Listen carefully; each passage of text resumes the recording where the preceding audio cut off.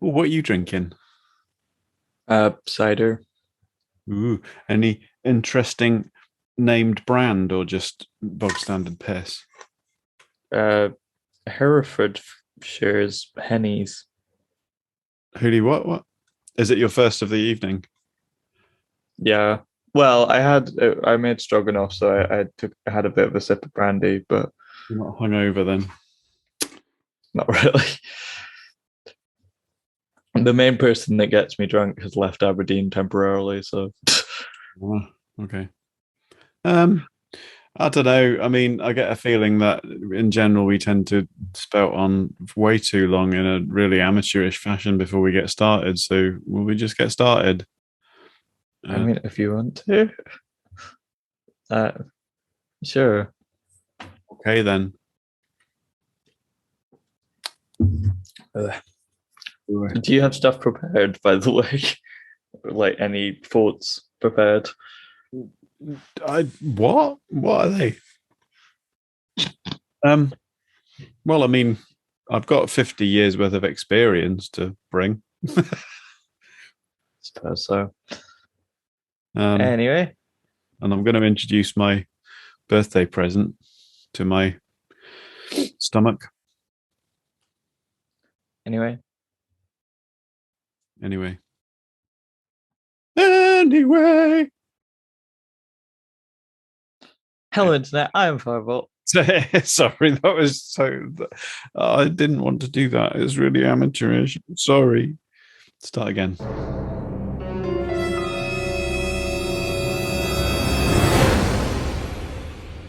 Hello, Internet. I am Firebolt. And I'm the orbiter. Ba ba ba doo doo. And welcome to Breaking Bollocks. What fucking episode number is this? Oh fuck's sake! I don't know. 80 something. I just put out episode 39 of Better Call Paul. Oh, nice. Anyway, yeah, we didn't plan to record today, did we? No, let's get into the story of that in a minute. Let's do the after dark thing now and introduce our drinkages to the. Oh, okay. You've already said what you're having, haven't you? What was it again? Herefordshire. Um, Herefordshire Henny's dry cider. And is it yummy delicious? I don't know. I'm not as big of a fan of apple ciders actually, but it's fine. Okay. Well, in honor of the subject matter of the that there episode, I am going to open my one of my 50th birthday presents, which is a single malt aged 14 years. Um, it's a Balvenie Caribbean cask, extra matured in rum casks. So it's further maturation in Caribbean rum casks enhances the Balvenie's vanilla notes whilst adding spicy aromatic qualities to the whiskey. It's I'm not much of a snob with drinks. Like, no, I'm not. I just like stuff that looks and sounds posh. I mean, this looks lovely. yeah, Um, from Uncle Carl, I mean, he knows a lot more about whiskey than I do. It looks like something out of Pirates of the Caribbean, doesn't it? yeah. But yeah, so we weren't going to record tonight because I was expecting to be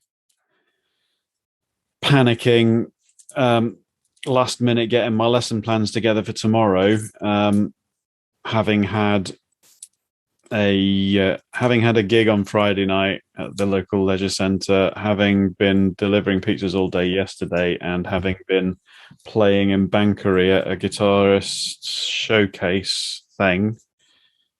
But then Arwen happened, and Oh, all hell has broken loose. Basically, Friday, I got sent home. Basically, the school I'm placementing at uh, got closed early. Woo. Just pulled me cork out and it went pop. Oh, that smells de lovely. Yeah, they had structural damage. all right. Um, So they had to close at 12:30 on Friday, and then we had. Did you go out in the wind at all on Friday? Briefly before the red warning began, just to sort of see, because we were going to hold an event on campus, Yeah, which had to be moved online because the weather. yeah. I mean, I went to pick up a Chinese takeaway because obviously the Friday evening gig got cancelled um, because of high winds, and I drove around to the Chinese, and honestly, crossing the road from the car to the Chinese, I could hardly breathe, and it nearly knocked me over. It was like I really didn't want to be out in it. Like when I was going back to the car, I just thought, "Fuck! If a roof tile comes off and hits me, I'm fucked." It's like, you know. But anyway, since then, um, long story short, my gig today got cancelled as well because the British Legion at Bankery have no water at the moment, and now all schools in Aberdeenshire are closed Monday and Tuesday, and the police have declared a major incident because I don't know how many. I think it was about 110,000 homes lost power at one point, but there's still, I think, about 35,000 still don't have power. We've had helicopters landing at the golf club. Right. Basically, they've been circling around quite a lot. They're basically using helicopters to try and find out where all the power lines are down. There's at least a dozen still down around Inch area, and they're just trying to find them and stuff. But So we just had like flickering lights in Aberdeen mainly. well, I think a few people's boilers went out. I think we've been lucky because we're in the middle of Inch. We lost power, I think, twice for a minute or two.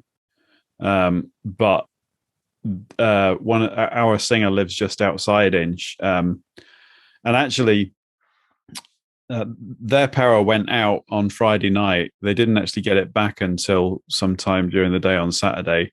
I know Old Meldrum was out, power was fully out until 7 o'clock on last night on Saturday night.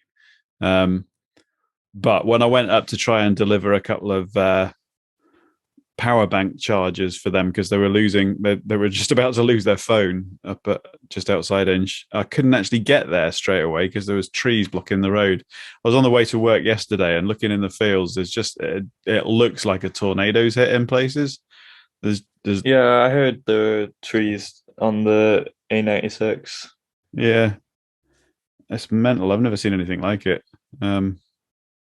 So as things stand at the moment, I think there's about 35,000 homes across Aberdeenshire that are still without power and water. Yeah. So, but at least I get a couple of days off school, eh?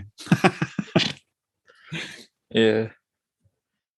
Yeah, no, it's I'm gonna. the only place I've seen probably worse was Florida, but that was a different kind of storm. Yeah. Um. Well, I think they've had a fair bit of snow in sort of northern England. Like, We've had snow in Aberdeen.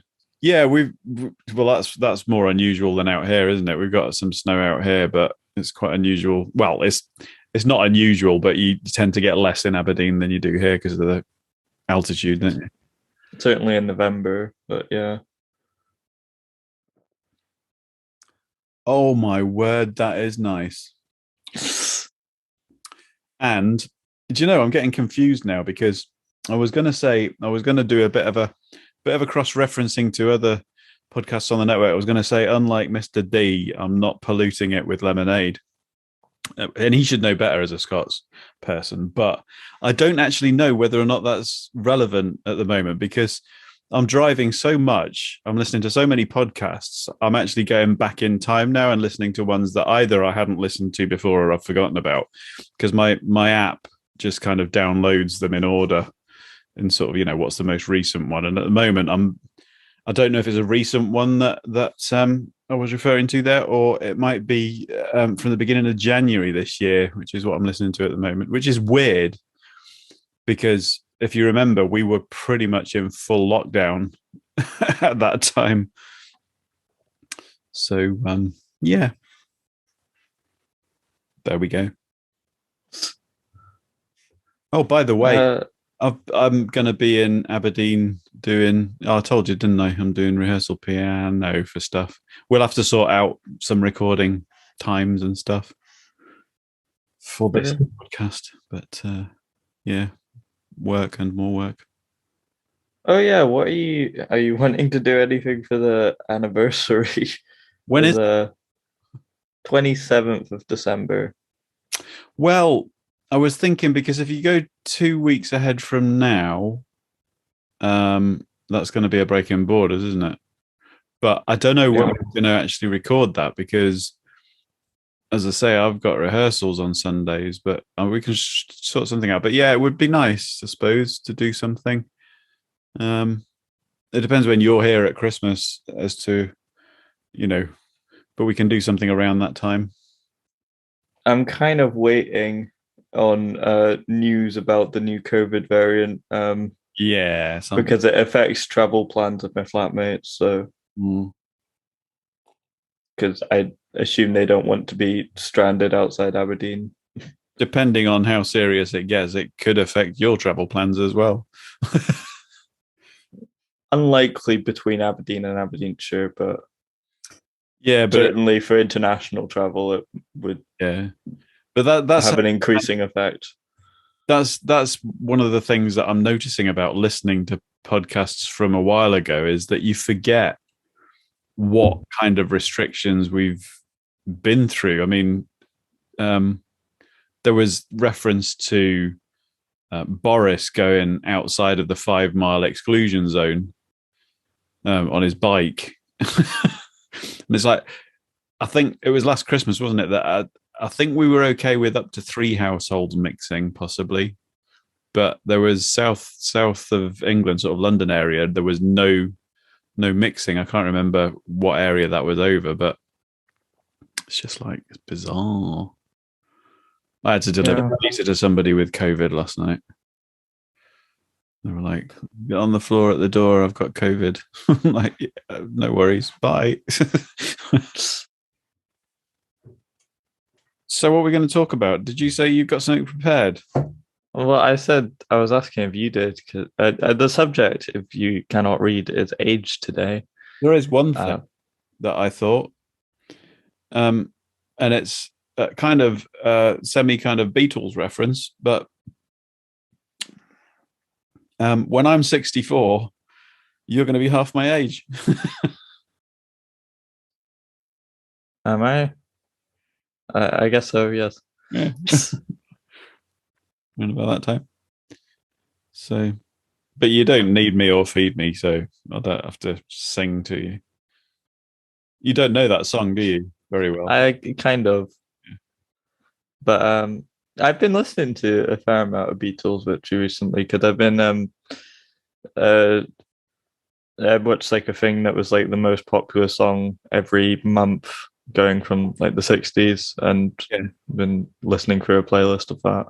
There's a new series, a 3-part series out on Disney Plus by made by Peter Jackson. So it's about 2.5 hours per episode, but it's Get Back, and it's I think it's kind of a documentary type thing following them in studio recording stuff and what have you. I don't know which period it's from or what's in it, but it's supposed to be quite good if a little long. Yeah, not like Peter Jackson to create long things. I'm coming up on 1965 with that, so there's been a few Beatles songs. Cool. What is it called? That did you say you're watching or listening to something? Well, I had watched like a YouTube video and then put together like a playlist based on that. Yeah, but yeah. Cool. Just like the most popular song every month going. I mean, I would probably stop like at 1999 because, to be honest, in the 2000s, I mean, at some point in the 90s, I think pop music goes to shit. But there is still good stuff, but it's probably not in the most popular rankings at that point.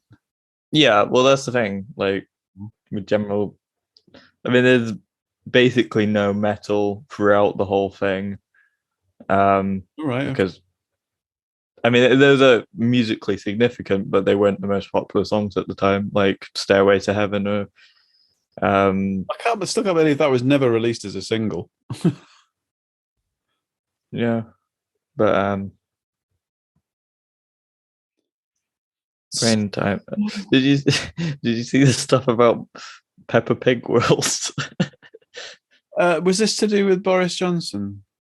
Yeah, he he lost his place in like the Yeah. middle of the speech and then just started rambling on about, have you all been to Peppa Pig World? I think it's brilliant.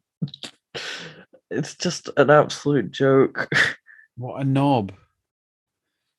I mean, I don't really religiously follow the news anymore like I did around the time of Brexit and stuff because it just gets depressing. But I do dip in and out of it, and I just keep seeing things about people just keep saying that he I don't know, it's a cross between people expecting that the bubble's going to burst at some point and he just won't be able to hang on to his leadership, but also mixed with people going, well, I mean, what can be worse than all the shit he's already done and said?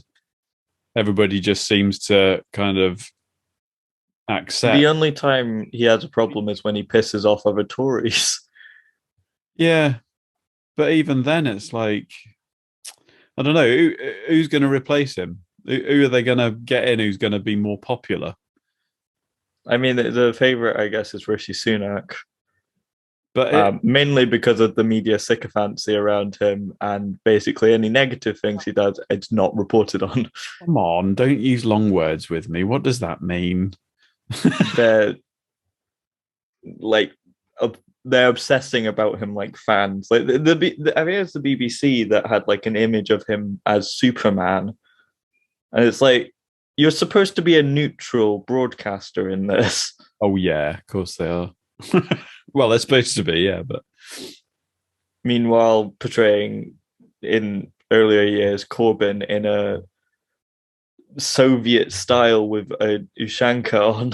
yeah. It's just So we had the 27 drownings in the channel, didn't we? yeah. I see. A couple of weeks ago, when I went to Edinburgh, the topic of the Human Rights Council was actually on the pushback tactics that were being talked about from the UK for migrants crossing the channel. Can I just point out? Well, I mean, I don't need to point it out to you, but how fucking stupid do you have to be to expect the leader of another country with whom you're trying to negotiate to be a bit pissed off and take no notice of you when you address an official letter to them on Twitter? Yeah, I mean, I did see Macron's response to that, just being like, Fuck do you expect? It's like, and we're how not going to interact with you if you're not going to be serious about this. and how do the general population actually continue to fall for this shit? You know? I mean, they're not that popular, is the thing. It's just they have a stronger viewpoint than Labour. It doesn't matter until it comes to an election, does it? I mean, how long are we into the term now? Is it a year and a half, something like that? Is it even that? It's 2019, so yeah, about a year and a half. I'd say close to 2 years now. Yeah, yeah. Because it was it January, December 2019. December. All right, nearly 2 years then. So they've Yeah. got another 3 years to actually do something. But during that time, I mean, I know it's not set in stone and we are at the mercy of the pandemic as to when it's actually going to happen. But I saw Ian Blackford I got his name right this time. I saw him being interviewed this morning and there was a hint that all being well, if the pandemic does actually begin to die down by then, there was a hint that the party, pandemic allowing, would probably be looking at trying to get a referendum going in 2023. Yeah. That seems like a reasonable amount of time, unless it's the sort of thing though. So like, I don't think they want to go the route of holding any illegal referendum. Rather, they want to, or a non-legally binding referendum. They want to try and drum up so much support that the Tories basically can't ignore it. Yeah, I mean they've got all the tools at their disposal, and they seem to have the strategy, and the political kind of know-how to actually engineer it. Anyway, whether or not they can engineer a win is well. I mean, the campaigns generally come down to money, and the fact is that there's a lot of people invested in Scotland who benefit from it being part of the UK rather than it being part of the EU. Yeah. And so they'll throw more money behind trying to get it to stay for their own business interests. I wonder as well whether or not some of it will come down to, because I noticed the SNP probably not having much choice in the matter because they're in bed with the Greens now, are shifting further away from the oil kind of industry, if you like. I mean, I'm glad because it's one of the main things that disturbed me about Salmon's SNP. It is the right move, but I wonder whether or not that will become the battleground for the Tories to gain ground when it comes to the referendum, because obviously the SNP are going to become less popular with the people that have got the money. But I mean, at least in Europe, supporting fossil fuels openly is becoming a losing battle because people are realizing that this is an existential threat to everyone, not least the most vulnerable people in society. And it's also just not as economic anymore. We have cheap solar power now. Yeah. Scotland's one of the most progressive countries on renewable energy. We have enough wind power to power Scotland twice. So powering Scotland's not going to be an issue. It's more of a question of the economic value of the oil we'd export. Yeah, presumably we can export our surplus wind energy as well. Yeah, we already do to England, I assume, and other parts of the UK. Well, that can't be popular amongst the UK kind of elite, that they might actually end up having to buy energy from Scotland. Yeah. Or buy more. I mean, otherwise it's a question of like capacity for actually storing electricity.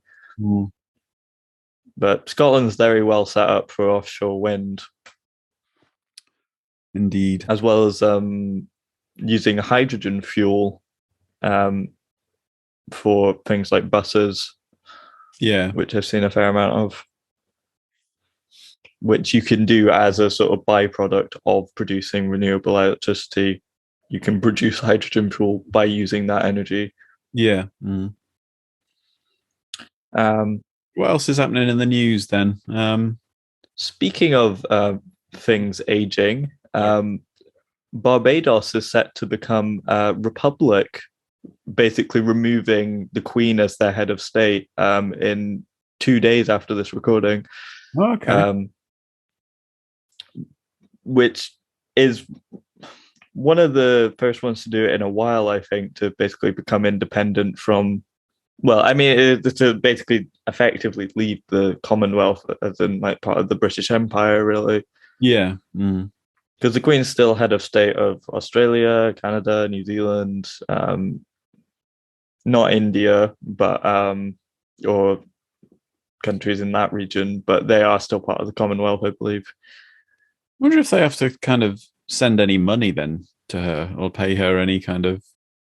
I mean, I know it means that she gets. I wonder what it actually means in terms of, what that status actually means for her.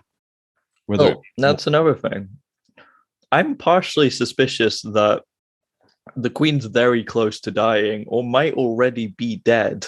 Well, because of the economic fallout that will have, that they do not want to release any information on that right now.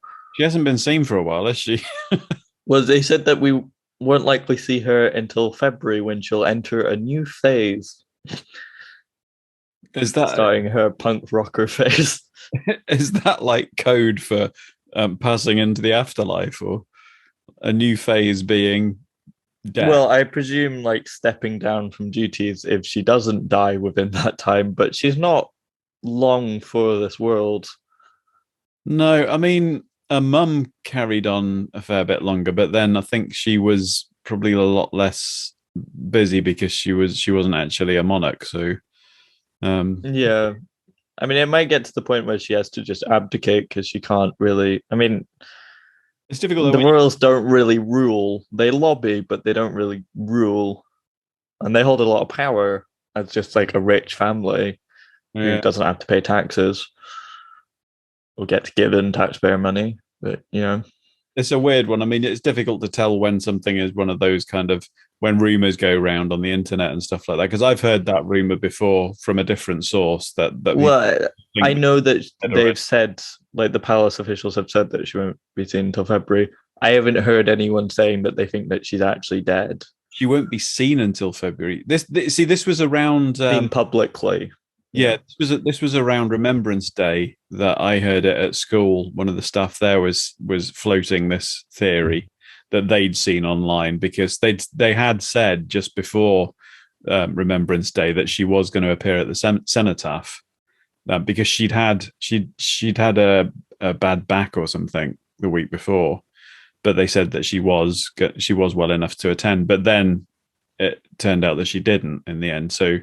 I mean, her hands were basically purple in some of the more recent photographs What does that we mean? have. What does purple hands mean?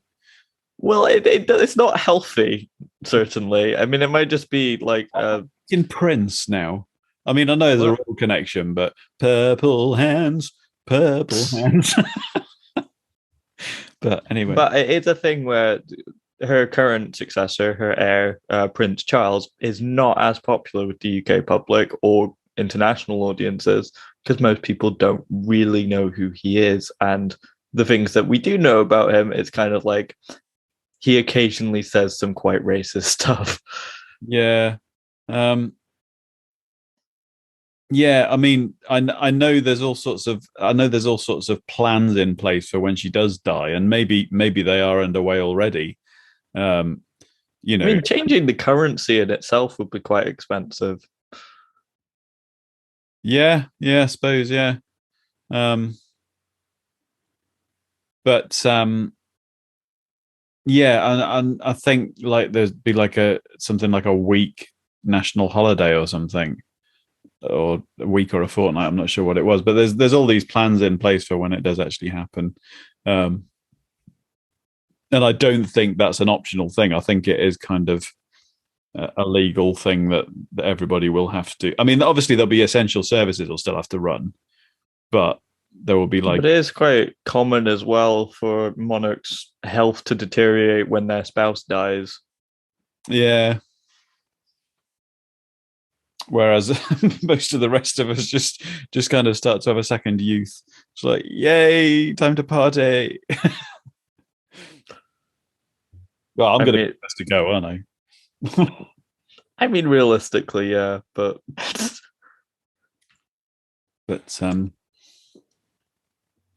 yeah. So, any more news? Omicron? yes. See, this is the thing. Because I didn't like realize this, but South Africa's basically pissed that they're basically being blamed for discovering it because they have quite actually advanced ways of like detecting new variants of this stuff because they've been on the front lines of new tuberculosis and HIV cases. Yeah. So they have quite a good infrastructure for detecting these things, but they're the only ones being red listed along with other countries in Southern Africa when it's been detected in Belgium, it's been detected in the UK, it's been detected in Israel and other countries, but they've not been red listed yet. No. I suppose it's just a case of wait and see at the moment, isn't it? I mean, all we know at the moment is that it spreads about twice as fast as previous variants, if you like. But whether or not it's because it was mentioned that it could actually it might be a milder strain for all we know. We just got to wait and see. And But what it's, vaccine will as far as I can see, the most mutated strain found yet from the original one found in Wuhan. So it's our current vaccines are going to be less effective, not completely ineffective, but less effective at combating it because it's genetically different to some extent, or at least the way they express those genes is different to the one that we're actually vaccinating against. Yeah. So, any other sort of national, international news, or any personal news, or World War III might be about to start. Really? Russia's very likely going to invade Ukraine again soon. I haven't seen it. They're building up troops on something called the Donbass region, right? Which is a bit north of Crimea, on the border with Russia. But they've annexed Ukraine already, haven't they? Yeah, they've annexed Crimea. They held a referendum while occupying Crimea, in which Crimea supposedly voted to join Russia. Yeah. It's kind of hard to say anything about that because it was conducted under Russian occupation. So it's kind of like, this does not feel like a legitimate vote. And they say that there's like pro-Russian majorities in the region that they would plan to make part of new Russia, because they still see Ukraine and Russia as part of the same country. Yeah. Quite a lot of Russians, or at least the Russian government would. Yeah. And claim that the reason for this is instability in Ukraine. But what's the relationship between Russia and China like? I mean, mainly sort of a means to an end, I suppose, in that they can work together to oppose Western powers. Yeah. But they follow very different systems, effectively. But certain things like the independence of Kosovo, which seceded from Serbia, Russia and China do not recognize it because it would mean possibly recognizing separatist movements like Taiwan or various parts of Russia that would seek to separate because it's quite a big area that encompasses a lot of ethnicities. So they don't recognize Kosovo, and they have veto powers in the UN Security Council, which means that Kosovo is not counted as a country. Interesting. So possibly alliances with Serbia or something, but do you think the West will actually do anything then if they do occupy Ukraine and Crimea? Well, NATO seems very concerned, and the US has been talking about it for a while. There is being skirmishes there. Like, there has been gunfire and explosions on the border. Yeah. But they've not quite moved about, I think they said like 80,000 troops that have built up on the border into Ukraine yet. Well, aside from Crimea, which they did in 2014, but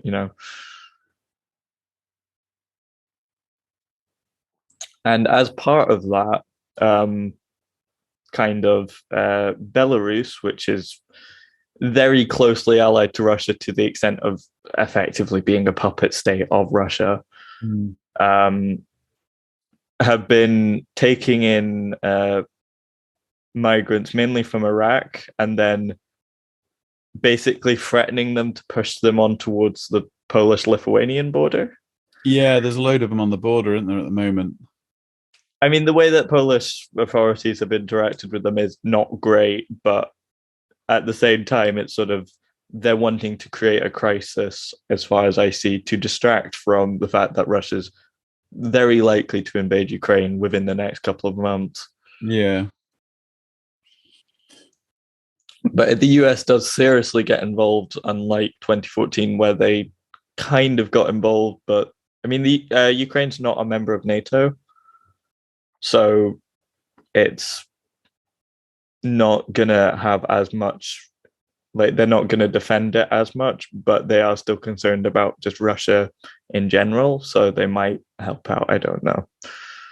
Yeah, I mean, it's They mainly send weapons and aid rather than actually deploying troops there, as far as I understand. yeah. Mm. Well, it keeps somebody in business, doesn't it? If they're using weapons or sending weapons, the weapons industry and all that. You know, Anyway, should we get on to age? sure. What? What are we going to say about age? Well, you turned 50 this year, didn't you? I did. Which is a interesting age. And I turned 18 this year, which is another interesting age. Yeah. Mm-hmm. I mean, to me, 50 marks sort of the age where, like, in terms of like typical groupings, you would be classed as like towards the end of your working life. Like, you've got max a couple of decades that you would be still working. You But know, I mean, within like the traditional retirement age of 65, but you know, I totally agree with you, but it just makes me laugh because I'm only beginning to feel just now beginning to feel like I'm kind of an adult now. It's like I'm beginning to feel an emotional maturity that I would have thought most people would be looking to gain in their 20s.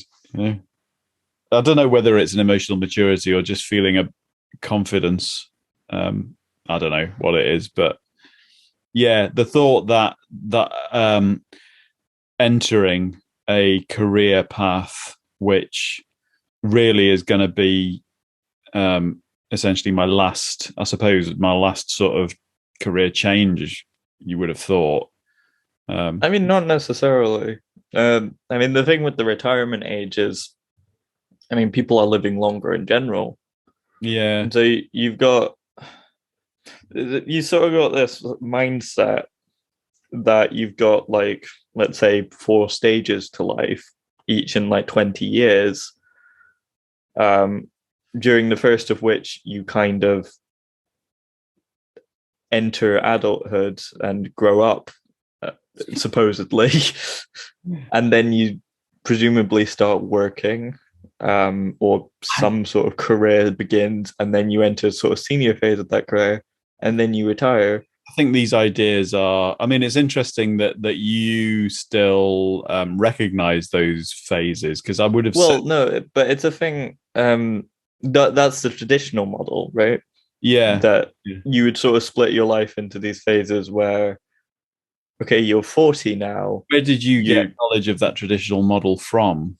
I mean, I'm going to go on to, you've kind of got this point now where people are relatively often living to 100 in a way that they didn't in the past. yeah. I mean, the general life expectancy is around 80 still, but you've got an extra 20 years there that sort of like, you've got a significant portion of your life, if you live to 100, and retire at 65, that you're not really, for me, it's sort of seen that your life is kind of done.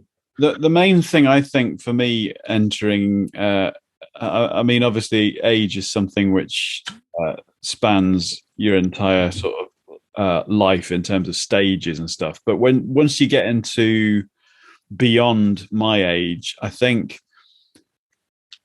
it's largely determined by health, how you're gonna, because all other things aside, I fully intend to still be performing as a musician until the day I die. I don't care if I conk out on stage, but I might not have that choice. You know, you've got to be physically and mentally able to actually do that.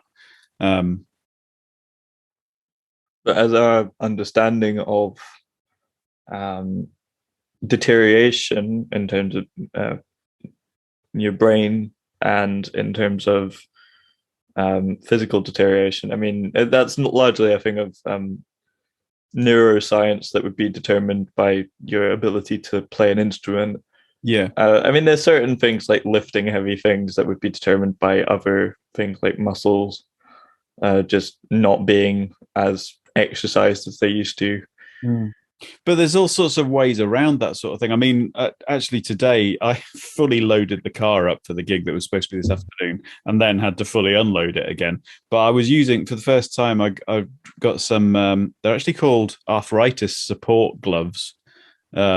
But I'd specifically asked for them for my birthday because, especially over the summer when I did that, when I injured my hand, and basically lost all the strength in my left arm over that couple of months, getting back to lifting things and doing things with my left arm and with my right arm as well, because I've been out of action completely for quite a while. My wrists were just really feeling the strain with that. So I got these support gloves, and actually, I mean, I'm getting the strength back all the time, more and more. But wearing those gloves while I was loading and unloading the car, just supporting the wrists, it was like so much noticeably different. Improvement in my lifting ability, and I think the fact that I'm more active now from in the summer. A certain amount of it is to do with how active you keep yourself and how strong you keep yourself. But there are aspects of your health which you don't have control over necessarily, like bone strength. I'm not sure how you can, other than via diet, I'm not sure how you can protect. Bones get brittle with age, don't they? To some extent, yeah. Um, I mean, I guess things like mineral supplements and stuff might help with that, but I mean, there's some things that we don't suffer from so much that we used to. Like you can get things like hip and knee replacements now, which obviously back in the day would have been a major issue for people. But now you can get an extra couple of decades of use out of a hip. But yeah, I mean, I wonder how far that's going to go, because obviously the more parts of the body that get replaced, the less organic you are, I suppose. I mean, you kind of see it with like prosthetic limbs and stuff like that for people with injuries or disabilities. But it seems like the further we go on, the more we are able to substitute. And I mean, anything that we're able to like sufficiently model, you could reasonably replace, which for things like limbs, although not perfect, you can make some sort of thing that functions in a similar way because we have a relatively good understanding of the physics of that. But something like the brain or quite complex organs, you have more problems there because there's not as much understanding on how to model that, I guess. Yeah. But as I say, can you foresee a time where eventually you can have a situation which is, what is that thing where you replace the whole boat gradually in stages? What's that called again? The ship of Theseus. Yeah. Can you imagine a time when humans might actually achieve being able to do that with bodies? I mean, it's a matter of like philosophical consideration now, but I think ultimately your body is not really who you are. Like, I mean, it influences what you're able to do with who you are. Like, if you're uh, if your personality makes you interested in sports, then having a body that's able to do those sports will influence your life. But like, it's your mind that really controls who you are. Yeah. More specifically, kind of your frontal lobe. But So keeping, I mean, I suppose in a way, I mean, you're the sum of your experiences in a memory sense. Um, so if there is a way to perpetuate those memories, and it's difficult, isn't it? Because I mean, under natural circumstances, we I don't know how far back you remember, but there's a point beyond which in youth memories just pretty much disappear for me. Back past the age of sort of 6 or 7, there's next to nothing in my conscious memory. That's the thing as well, particularly because for people like me who are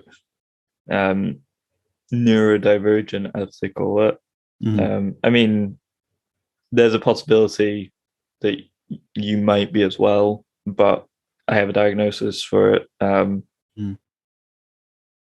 where the way that you process things like that, and also with being trans, it sort of changes my perception of the time in my life, I think. Where there's a lot of stuff like prior to knowing that I was trans that I just rather wouldn't remember nowadays. Well, this is the thing, because I know there are some people who claim to have memories a lot further back than that, and I wonder whether or not some of it is down to trauma or events which are unpleasant to remember for you, because obviously that kind of age for me represents a particular turning point in my childhood, in that that's when my parents split up and everything changed. I moved down to Northamptonshire from Leeds, and before that, when my parents were together, there was a lot of unpleasantness, which I would rather forget. And I wonder whether the longer you go on, the more your brain kind of sifts that stuff out, because there is that thing about pathways in the brain, learned sort of skills, if you like, exist sort of in sort of neural pathways that are regularly used. But I wonder whether memories, when you don't access them through choice over a longer period of time, gradually atrophy. And I mean, there are obviously fragments of memory still there, but if you're actively not recalling them, do they kind of sink into nothingness eventually? There's kind of vague stuff for me going back beyond like age 10. It's quite vague, and then That's quite late then. at like age 5, it's just snapshot images. Right. There's virtually no information actually attached to that. Anything that I do know at that time is more due to being told stuff about myself at that time later on by other people, which kind of changes your perception, and actually sometimes I think creates memories that you maybe didn't have before sometimes. Yeah. I think that's the important thing to remember as well, is that a memory is not reality. It's a lens, isn't it? It's I mean, it's not even like a picture. It's age 7, I remember virtually nothing except for Disney World, because that was on camera. And so I remember a lot of stuff through watching the stuff that was on camera. Yeah. Which I suppose is the function of media like that, isn't it? Photographs and video now. It's not just a case of capturing memories. It's a case of perpetuating them, really, because the mind doesn't retain them infallibly, if you like. This is a thing. Supposedly, one of the main differences between neurodivergent and neurotypical minds is the way that you prioritize information. In that, the way that my brain might prioritize information is what I'm interested in. Yeah. What I find interesting, generally. Whereas, I mean, it's complicated, but this is just a generalization. A neurotypical mind might prioritize more the information that's just useful to them. Mm. And so I forget lots of information that's very useful to everyday life, but like I don't find it that interesting. Yeah. So something that just popped into my head. We were talking about passing that sort of 50 mark, if you like. And I think it has had a quite profound effect on the way I see myself and the way I try to be. In that, up until this point, very recently, I've almost tried to hang on to my youth in terms of trying to be um uh, I mean, very loosely, not cool, but you know what I mean? Just trying to be youthful, trying to hold on to those things which are, I suppose, the way to describe it really is thinking forward.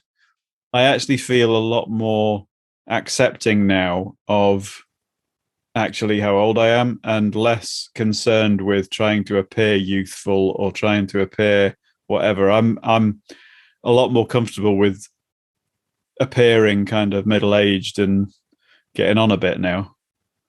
Like it doesn't Yeah. matter to me whether, especially going into teaching, it doesn't matter to me whether or not kids think I'm young because I I know think there's no like, that's the thing a lot of people sort of between the ages of 40 and 50 sort yeah, of grapple with the fact that they're not, I mean, that yeah, they're not really young anymore. And also they might be starting to think about retirement and what they want to do with the rest of their working life if they do. I mean, that's the thing as well. Like this idea of our life plan, if you will, is very obsessed with this idea of working mm, in a particular career. I mean, careers aren't really as much of a thing as they were in the past, but yeah, the sort of thing of like a midlife crisis.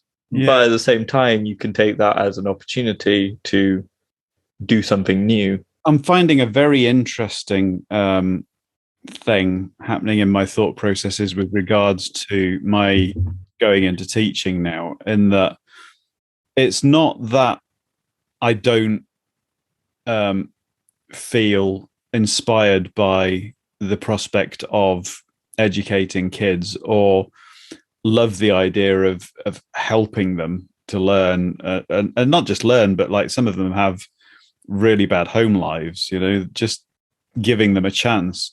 It's not that none of that's important, but actually my prime reason for going into it is money.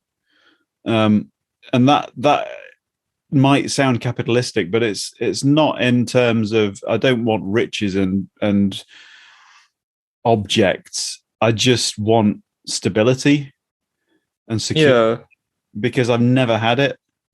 in the sort of old day. I mean, I assume it didn't actually happen like this for most people in many cases, but I suppose the idea was that you would set up your stability, like a stable flow of income within the years of like 20 to 40. You would find a career and start working your way up to During higher incomes. during my lifetime, that all changed. That Yeah, that that just doesn't happen anymore. I mean, you can try it, you can do it to a certain extent, but at any given time, you can lose it all. Now, I mean, you grew up kind of you were a teenager at the sort of start of neoliberalism as the main uh, global force, mm, really. Uh, you also lost your job shortly after the 2008 financial crisis, if I remember correctly, as a uh, projectionist that wasn't probably related to that and general digitalization. mm. And so historical events have influenced the way that people interact over time with careers.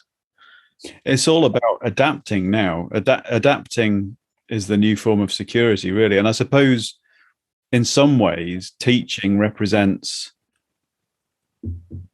more than any other profession, probably represents the last sort of remaining career that is pretty guaranteed because we're always going to need teachers. Are we? Or are they going to be replaced eventually by computers? It's I think in general, sort of ideas of the jobs that could be done automated, teachers are probably going to be some of the last to be replaced, if anything. So, yeah. I mean, in some ways, I suppose we already are, and that there is so much that can be learned online, but it's all got to be self-guided, hasn't it? If you're going to do it without a teacher, you've got to be motivated to learn, and that's where the key is. That a teacher's job is to get children to want to learn, to kind of engage, and to get motivation from. In a world like today, where everything's kind of served, everything, literally everything, is served through your, I was going to say your phone line, but it's not even that anymore, is it? Through the ether, Yeah. But it's. I mean, I'm just thinking about age. The longer you live, the more versions of society you can remember. I mean, you'll remember before smartphones came along, but I have a very vague recollection of the news of smartphones beginning to become a thing. I remember having a phone that wasn't a smartphone, yeah, but I wouldn't have used it very much. It would have just been sort of for the sake of having a phone, because and here we are now at this point where actually it's a serious global concern, not just for kids but for everyone, of screen addiction. Yeah, I mean that would have been something that like I grew up in the environment of. Like YouTube didn't exist when you were a kid. It sort of blew up during my childhood. I heard a few statistics last couple of weeks ago that about that whole thing, and trying to help us as adults to understand what pressures kids have to deal with nowadays, and that whole thing about with messenger apps and stuff like that. If you post something and you can see that somebody's seen it on a messenger app and they don't reply straight away, the anxiety that comes from that they're like, so well, why have they not replied? But the other thing about when they take a selfie, apparently the average number of selfies that a teenager will take before they actually choose one that they're happy with is 12. Like they'll take. I don't get taking that many. I mean, it's sort of like if I blinked during it or the angle was slightly weird, I might take like another one. But Yeah, but I mean, you're not. Don't take it the wrong way, but you're not a typical teenager. No, I would rather not be. Good.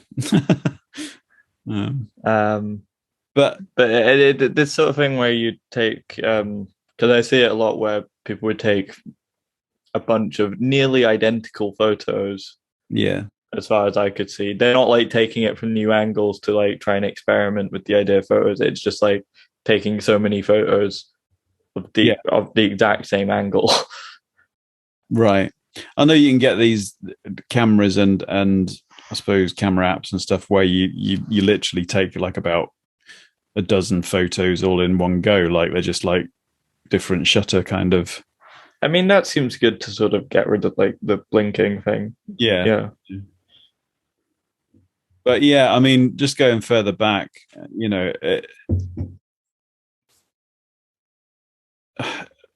it's just bizarre to have memories in my head of the birth of the World Wide Web and the time before that, when the internet was around and modems were a thing, but the World Wide Web wasn't born yet. And just back into the 70s, it's just bizarre to have memories of a completely different world.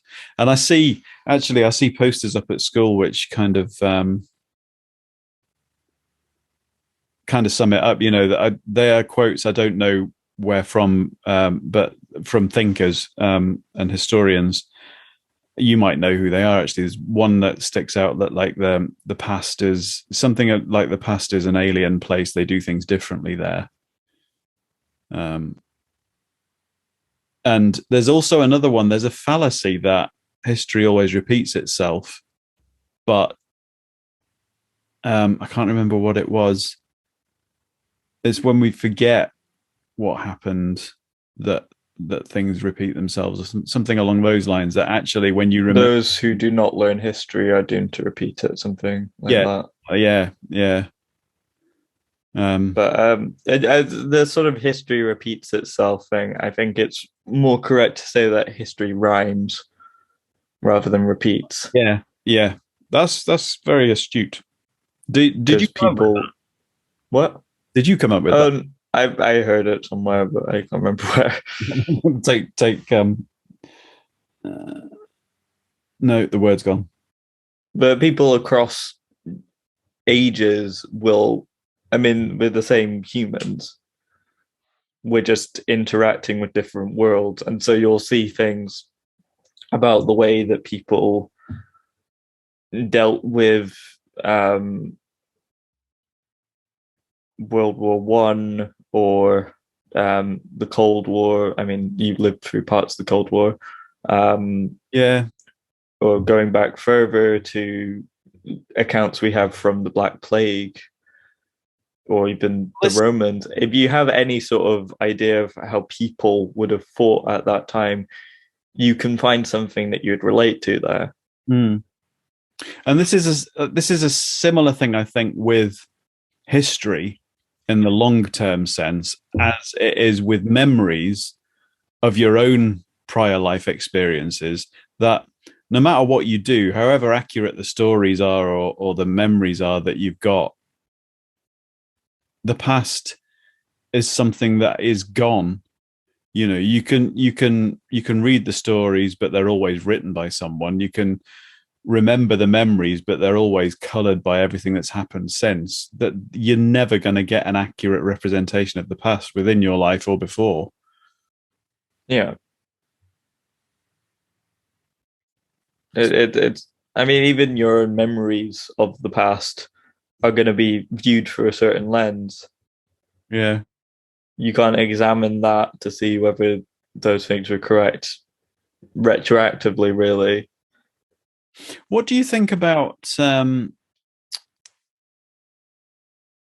emotional memory? Like, I'm thinking about hearing pieces of music that remind you of how you felt at a particular time. Because I'm a strong believer that um, how you feel on a given day, what your experience is on a given day, can drastically affect whether or not you like a film or a piece of music or a piece of art because of the memory that it's attached to. That a lot of the time people say they don't like something. This is the thing, right? So the thing itself, it's to do with their state of mind at the time they first experienced it. Fucking right, ABBA. Now you will know that I'm have a history of not really liking ABBA. Yeah. Thing is, the main song I don't like is actually Dancing Queen. I have no fucking clue why. I can't figure out why in my brain that music just generates some sort of bad feeling within me. I don't know. I think it's attached to some sort of memory, but I can't figure out what it is. I think it's just a vibe about something. It must be so bad that you blocked it out, whatever it was. I'm not going to go into it on this, but you know, it's just there's some sort of bad feeling attached to that specific piece of music, and it's spilled over into other ABBA songs, which now listening back, most of them are pretty good, like musically. It's like negative reinforcement, isn't it? Well, that was the thing. So once I said that I didn't like Dancing Queen, people were like, "Oh, do you not like ABBA?" And a bunch of other people would be like, "Oh, well, I don't like ABBA either." And then it's like, "Oh, okay, yeah, so I just don't like ABBA." I fit into that subset of people now. I mean, that happened a lot with music when I was a kid, where I didn't really understand the way that those social groups based around things that you like really worked. Mm. So I pretended to like Justin Bieber so my sister would like me more. And how did that pan out for you? I have vague memories. So do you not like Justin Bieber anymore? No, it's utter trash. But Did you actually like Justin Bieber, or did you genuinely pretend to like him?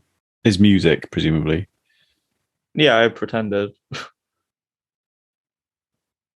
I saw it as a way to fit in, I Mm. suppose. It's But a, it's sort of how my brain processed that at the time. I think I was about 7. this is one of the weird things about being in covers bands and playing in musicals and stuff is that whatever your personal preferences of music are, you find yourself immersing yourself in styles and songs that you wouldn't necessarily otherwise have tried. And actually, the act of learning to play them brings you an appreciation of the musical content that you just wouldn't have really thought of, you know? And even to the point of, I mean, I know obviously I was a massive and still am a massive Queen fan, but even with something like Bohemian Rhapsody, there comes that point where people know it so well that they're not really appreciating the genius that there is in it anymore because they're just kind of, you know, like your brain kind of creates shortcuts, doesn't it? It recognizes something and it labels it, and doesn't really pay attention to it when it knows what it is. I mean, that's something with pieces of classical music that are so known through things like film Yeah. that it's just sort of like, oh, I recognize that. What's that from? Rather than thinking of like the complexities within that, because it's sort of like, well, that someone else has already analyzed that, or you This know, is it what is sort of. I like coming back to music that you've not listened to for ages, but you used to like, because it's like discovering it again, but in a different way, in a deeper way, you know? But yeah, it's, I think I found a lot of the music that I used to like as more of a function of the social groups that I was trying to fit into at the time. so what are you into musically now? Like, what are your main kind of Uh, I'm or do kind you of. like anything? Do you give anything a chance now? I mean, I'm a lot more open to music than I would have been previously, like most forms of music. Um, That's interesting though. I generally find pop music from like the probably late 2000s, early 2010s to be completely unlistenable. And I don't know whether that's connected to my experiences at the time or just it not being very good. One of the things I notice very much nowadays with music is not that the musical content is different, but that the production is different.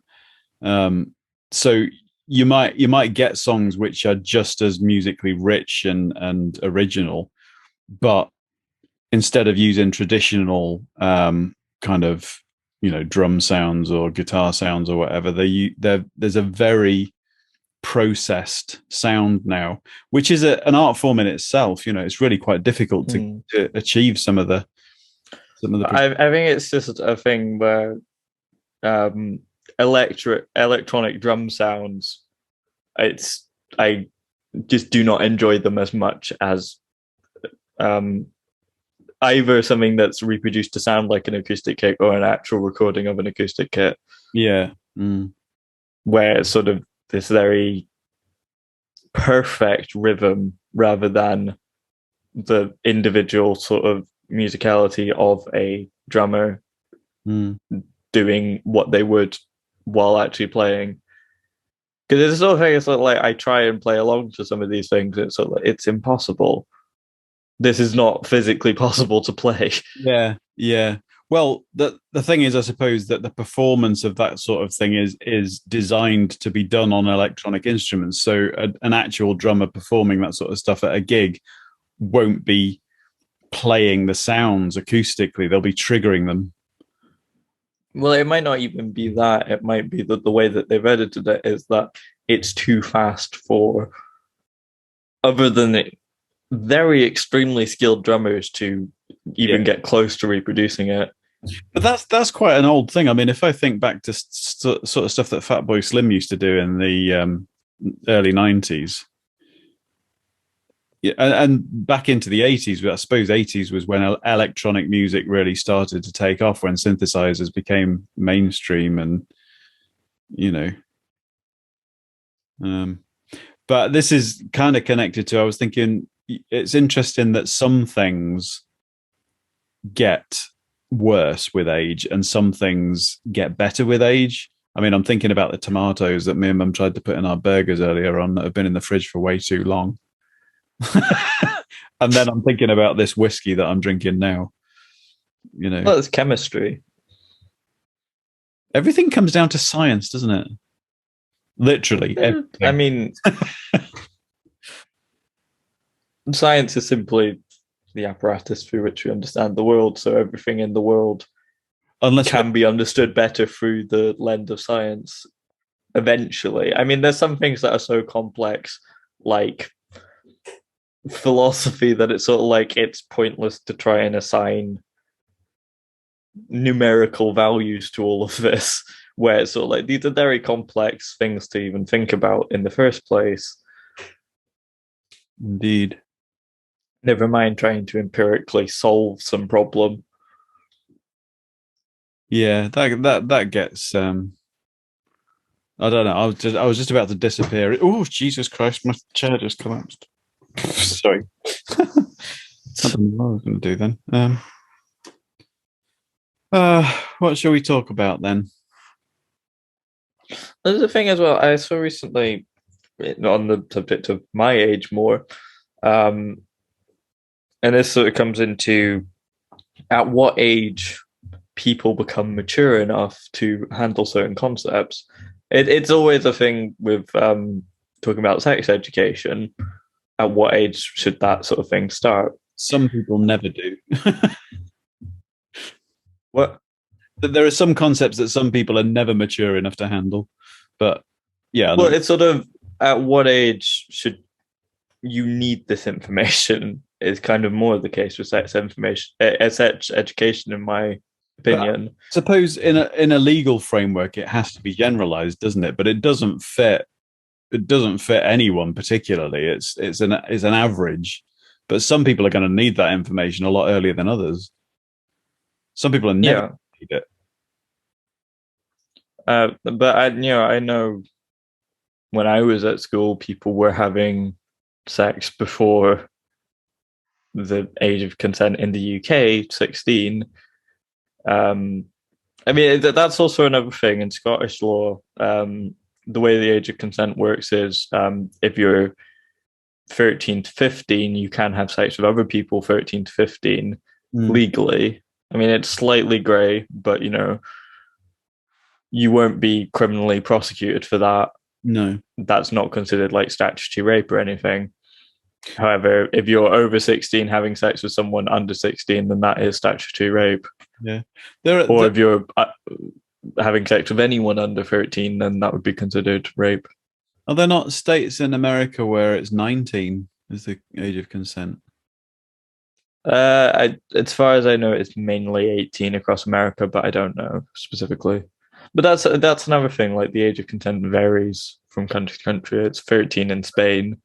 I remember a few years ago there was a case of a teacher who went to France with a 15-year-old pupil that they'd been having a relationship with, and the police were wanting them to be extradited back to Britain, but the French authorities were like, well, why? They're not doing anything wrong because she was over 15, because it's 15 there.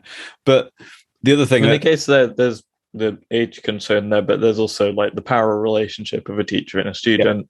Not really appropriate. It's actually illegal up to a certain. I'm not sure how and when it changes. I think when you get to sort of university level, further education level, I think it's frowned on, but I don't think it's illegal. But certainly in school, There might, if there was a chance there that it would influence in some sort of corrupting way someone's grades, yeah. then But that would have implications for their employment. in terms of a teacher in a school sleeping with like a 17 or 18-year-old student in their school, that is still illegal.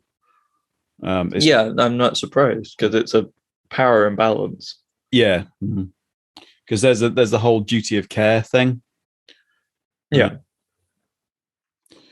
So Consent can't realistically be there where there's a lot of power there that could be used to coerce someone to do something that they don't really have the power to consent to. So there's an interesting example actually of exactly what we're talking about, that things are not the same across the board for everyone. There are all sorts of criteria that change a situation. It's not just about age. Well, that's a thing relevant to a recent case. Kyle Rittenhouse, if you've heard, he was Yes. 17. Well, at the time of the Shooting. Incident, he was 17. He went from out of state to a protest in Kenosha, in I believe Wisconsin, where he claims in self-defense he shot I think 2 people fatally and 1 person non-fatally. Yeah.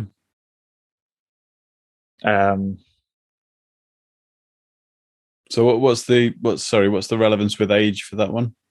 Well, it's a sort of thing where a lot of people, when someone of that sort of like late teenager phase commits a serious crime, in this case, well, see, this is the thing. Legally, this wasn't a crime, or at least beyond a reasonable doubt, it wasn't a crime because there was a reasonable case for self-defense that at least the jury believed in that specific case. And this is the thing with the legal system.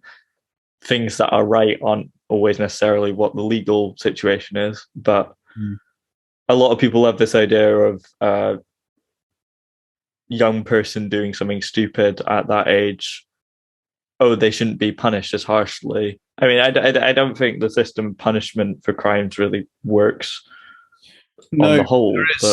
There is. I mean, just mentioning quickly, I think last week there was a 12-year-old girl stabbed to death, and I think it was definitely in England. It might have been in London somewhere, but there's a group of 4 boys between 13 and 15 that are being investigated for that. But there is like a grey area in law, because they used to have things, I don't know if they still have them, they're called borstals, which were like youth detention centres, which weren't really jail. But I mean, it's a difficult one. I mean, there was years ago, there was the case of do you remember the Jamie Bulger case? No. I have to look that one up, but I think it was, I think there were a couple of kids that were, I think they were about 11, and it was something to do with a railway line. They put a toddler on a railway line or something, and that I'm not sure how that panned out, but their identity was always kept closely guarded. They've never been. I don't know if they've now been sort of. That's the thing. The age of criminal responsibility changes from country to country. I think it's something that, from what I heard, will actually be changing in Scotland relatively soon. Yeah. To being older.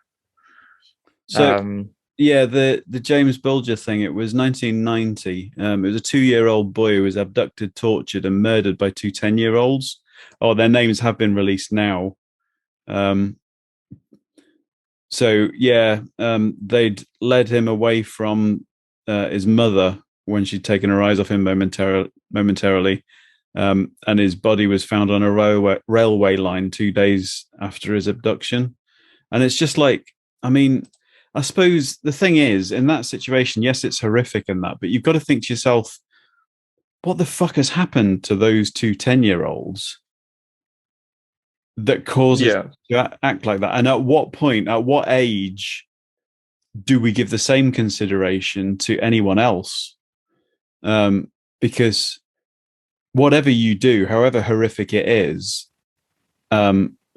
surely it's a recipe that's kind of made up of your chemical makeup, if you like, your biological makeup, combined with your experiences.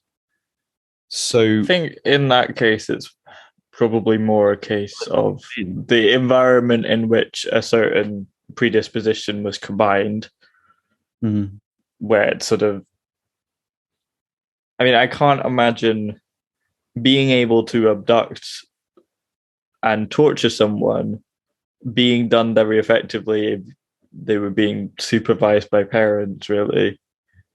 Yeah. But it is like, it's, you know, it's kind of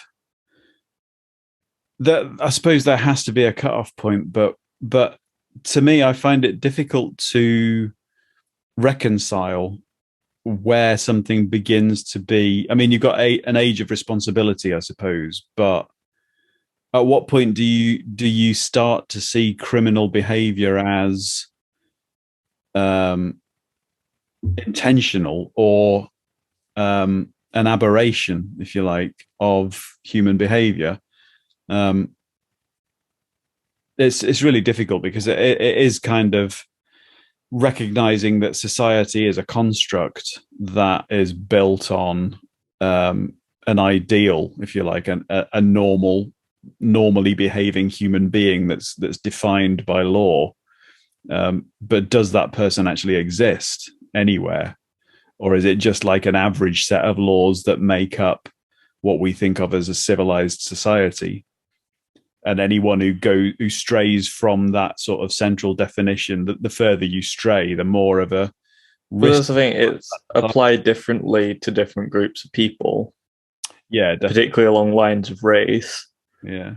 And also the typical ideas of the normally functioning person doesn't really fit with everyone. And that's not necessarily saying that the people that don't fit that are wrong in any way. It's just they don't fit the society that they're expected to live in a very specific way. I wonder as well, I mean, thinking about that in relation to age, I wonder whether or not there's a trajectory involved in terms of, I mean, I would say, looking at my past life, that in general, obviously that there are sort of exceptions from time to time, but in general, I would say that I have become more closely aligned to what people would think of as a good law-abiding citizen over time. That a lot of the things that I look back on my past and think, yeah, that was fucking stupid or illegal even. You know, I feel like I've become more responsible over time. It's something that most crimes I wouldn't really think to commit, but that's not because it's against the law, it's because it's against something that I just wouldn't want to do. But there are crimes that people in society commit all the time. I mean, speeding, for instance. I mean, I wouldn't want to do that, but I can't drive anyway. So a lot of people don't see that as a crime, but it is a criminal act. You know, if you look at the highway code, it is a crime. And actually, some would argue that actually it's something that should be treated more seriously than it is. But then other people just think it's a money grabbing thing. I mean, when you say treated more seriously, it's sort of like it should be treated seriously as like a yourself sort of keeping pedestrians and other drivers safe. But if you mean by taking seriously in the way that government often talks about taking crime seriously, punishing things harshly does not make them go away. The thing is, I mean, the difficulty is that I think probably quite rightly, people do not like having the decision on what constitutes responsible behavior taken away from them. But at the same time, people differ greatly on their definition of responsible behavior. You know, somebody who drives, um, like myself, I find it difficult defining my own boundaries. So the safest thing for me is to stick to the speed limit wherever it is. Most of the time, 99% of the time. Sometimes there's a case where a sign's been left up by some roadworks and it's obvious that it's just been left in error. But technically, according to the law, I should be slowing down to 30 mile an hour when there's nothing happening, you know. But the difference between somebody who drives within the speed limit and somebody who can see that the road is clear ahead of them and decides to go over the speed limit and then there's nobody else around, so they think that's a responsible act. I mean, in that case, it's sort of, I would rather not attract trouble for something that's relatively small and does not matter to me. Getting to my destination just a tiny bit quicker is not so important to risk going to apart jail or risking killing myself. Apart from anything else, a lot of the time it's a case of just having a bit of control over your own anxiety levels, because I'm sure half of the time people speed because once they get behind the wheel of a car, they just get anxious. They feel like they have to be where they're meant to be as soon as they possibly can. Whereas actually it's nice to just chill out and just cruise along. Like knowing that actually I've left plenty of time to get where I'm going. I don't need to risk my life and the life of other people around me just to overtake this guy in front because he's going 10 miles an hour slower than the speed limit. Yeah. I mean, I don't generally like cars as opposed to public transport in general. Like, what do you think of the prospect that self-driving cars will be the main form of transport for individual vehicle owners at some point? Do you think that will happen? I mean, possibly, but I don't think that's the solution to traffic. No. I mean, the main solution to traffic right now is to expand roads in whatever way possible, which just creates more traffic generally. Yeah. Whereas fitting more people into a smaller space, like a train, where, I mean, with like cars, you have one person, usually one or two people in like a 4-person vehicle that takes up a fair amount of space. Yeah, I mean, in my case, my car, a lot of the time, is financially and environmentally irresponsible because of the size of it. But at the same time, I can't afford to have a second car which is a lot smaller and a lot more efficient. But also the capacity of that allows you to take more people when necessary. And all my equipment, yeah. Yeah. But it's interesting what you were saying about, we're kind of getting away from age, but what you were saying about it being better to carry on driving a diesel car than to go buying a new electric one environmentally. Well, yeah, the environmental cost to producing a new car is sometimes greater than just having an electric car. Also keeping in mind where the electricity for your electric car would be even coming from. Do you think then, I mean, like when it comes to whenever it is in a few years' time that I'm looking at buying a replacement car, do you think, or do you know, if it's more environmentally friendly to go with buying a new electric car or buying a second-hand diesel car that's still got plenty of life left in it? It's more of a case of like efficiency, because at a certain age, the car will produce more harmful things. Yeah. But somebody's got to decide when that car is going to get scrapped. Yeah. But I don't really know. I mean, generally in terms of cars, I would rather there was good functioning public transport so that you could effectively get a train or a bus anywhere without it being a hassle, where you'd have to check the schedule. Like you can in London, just go to a tube station, wait for a train, go wherever you want. That should be the same across trains everywhere. Yeah, I mean, I remember from when I lived in London that there was absolutely fuck all point in me having a car there. It would have been less convenient to use it than to get on the because there's a lot invested in public transport in London. But if you go to the north of England, very few trains. It's fucking awful. Basically, everything is directed toward London rather than between northern cities or to Scotland. I mean, to a certain extent, it's a bit like that in Inch, in that if I'm going into Aberdeen, it's financially and temporarily more convenient for me to use my car because it costs, I think it actually probably costs a bit more to get the train than it does to drive because I've got a diesel, it's fairly cheap to run. But also, I mean, you've got to park and stuff, I suppose. So it works out about the same financially, but the trains aren't often enough for it to become convenient for me.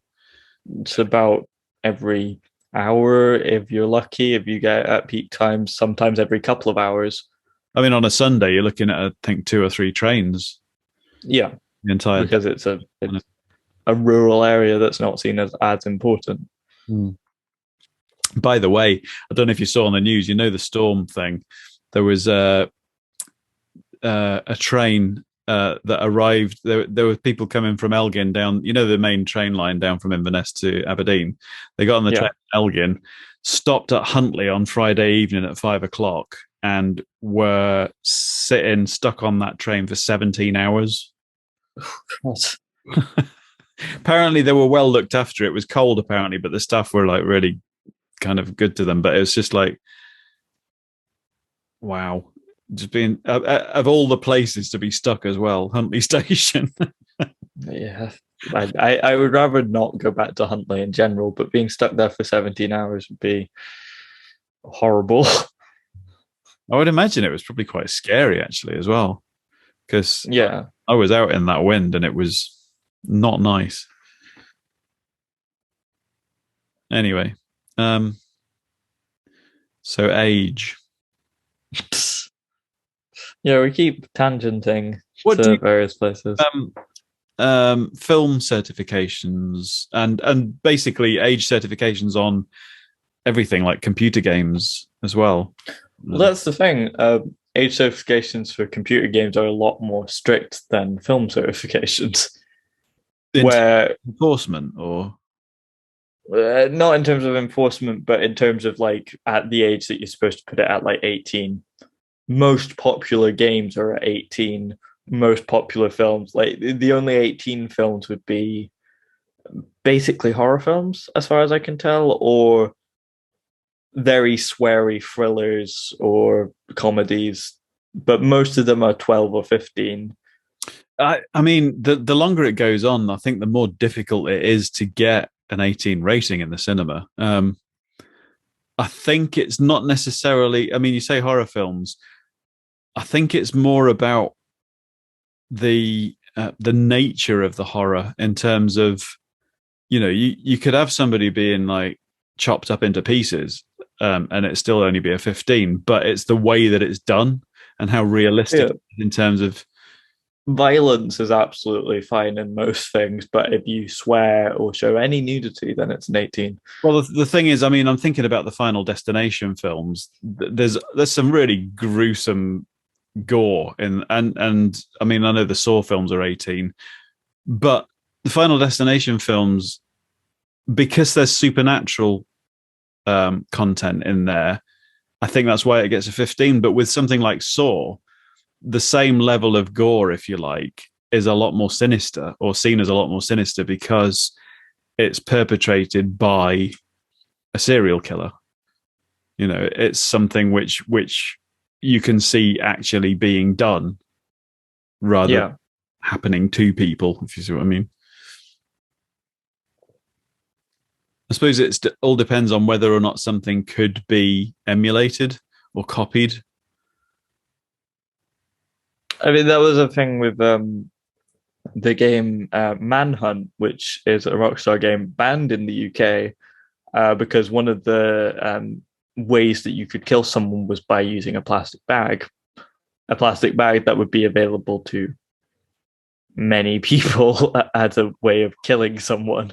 That immediately makes me think, well, because I saw, have you heard of a film called My Little Lie? No. Pretty sure that was only a 15. It might have been an 18, but that was a film where it was a bit like a kind of Big Brother kind of situation. There were these people in a house together, and it was being filmed, and rich people were watching it and betting on who would die next, basically. And they were put in scenarios where they had to kind of kill each other off. And one of them did that by suffocating somebody with a plastic bag.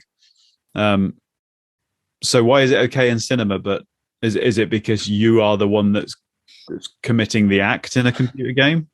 That might be a thing with it, like being people committing it, but it's partially, particularly in the 90s, became a thing where like video games were aimed as children's things.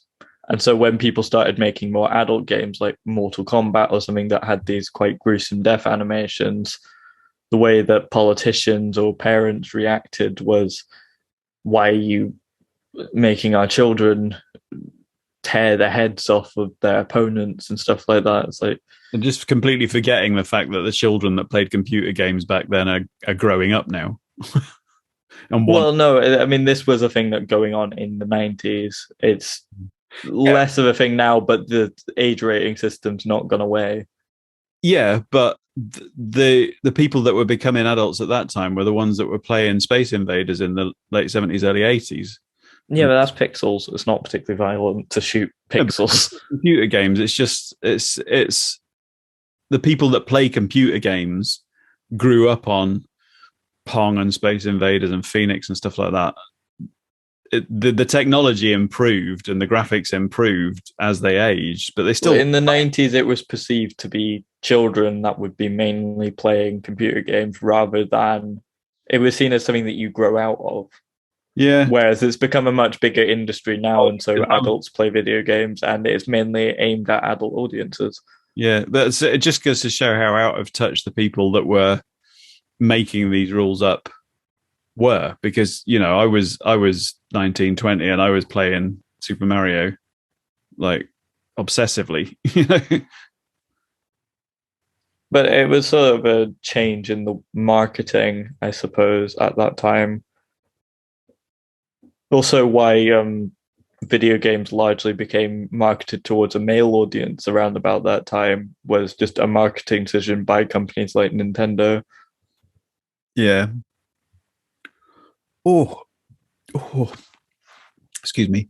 That almost went down the wrong way. You don't want single malt to go down the wrong way. You're a big and to some extent, they still are aimed towards male audiences, with pretty much every protagonist being male. But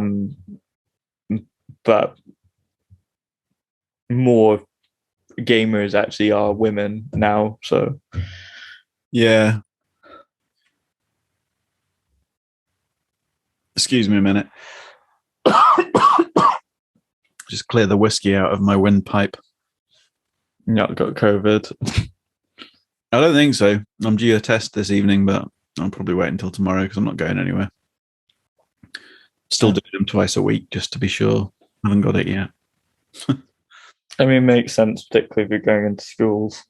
Yeah. I think you are supposed to have them twice a week, but it's a hassle. So I haven't been doing it that much, but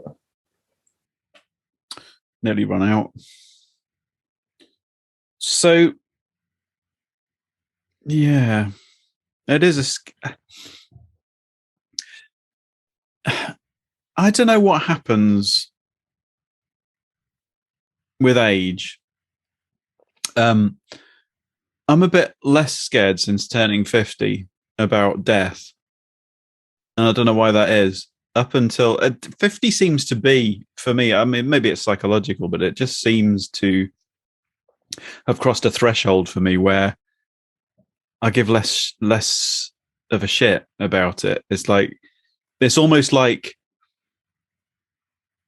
I've suddenly become aware that there is only so much time left, so you just got to get on with it and enjoy yourself, I mean, to a certain extent, I had that attitude before, but it's like, well, this is a bit more real now. I mean, I'm looking back at the last 20 years of my life, and when I moved up here and got married to mum, and had you guys, we had you guys, and basically the last 20 years of my life has been bringing up the kids, having a family. But you can't remember that. I mean, that's almost like one chapter. Although there's lots of stuff that's happened, that's one convenient segment of my life. And you think, oh, hang on a minute, when that started, I was 30. And when I look forward the same amount of time, I'm going to be 70. So this next 20 years is almost like this is my career chapter. This is my bringing financial stability for old age chapter, Yeah, I guess it's to this point where you've reached an age where typically you've only got 15 to 20 years until you'd be retiring. I mean, you might not retire. A lot of musicians keep doing stuff even after they officially retire. Yeah, I think it's more a case of probably just kind of slowing down. Yeah. And just doing things that you enjoy from that point. But you've got to get yourself into a financial position to be able to do that and not be a slave to survival, if you like. You're sort of at this point where I assume you don't have much of a pension, if any pension. Well, but you would be able to really securely live on. No, not securely live on, but I've got a reasonable pot that I've been paying small amount into since my 20s. But it is a small amount, I mean, I'm talking like at the moment, I think I can't even remember. It's probably between 25 and 30 grand, which is not going to last long, but sorry, I really need to piss. So I might, if you want to take like a break in the recording to edit that out, or you can keep talking. Yeah, that's not going to happen, is it? I'm going to pause my recording. Oh, yeah, but I'm not going to pause mine. I'm going to edit it out afterwards because otherwise it might start encoding and stuff and things. Oh, no. Oh, fine. No, I'll just go. I'll pause it. And we're back. Only they can't hear me because they don't have their earpiece. Oh, now they do. Are you still recording? I've just started again. I did pause. Okay. I have started again. I won't have to edit that because I just paused it and it'll continue now. I mean, it'll sound shit, but it'll kind of fit with the rest of the episode, I suppose. Kind of. I don't know. Okay. We must be entertaining sometimes. I do listen back to these, do you? A bit. Like, not the whole thing, but yeah, I'll go into it a bit and like for maybe 10 minutes or so. Sounds all right sometimes. I assume so. I mean, some people seem to enjoy it. I do wonder, though, whether or not, because I don't have local backups of these podcasts. So if the podcast provider, server or whatever just disappeared, they'd all be gone. I should download some backup copies, shouldn't I? Well, it's uploaded to YouTube and yeah, that's true. Various places. My podcast though isn't. Oh, okay. So I should maybe download those just in case Anchor decides to go tits up, as it were. Yeah. So yeah, age. Oh yeah, the thing that I got onto with the age of consent either and the age at which you kind of need knowledge of sex and various things around that, including like contraception.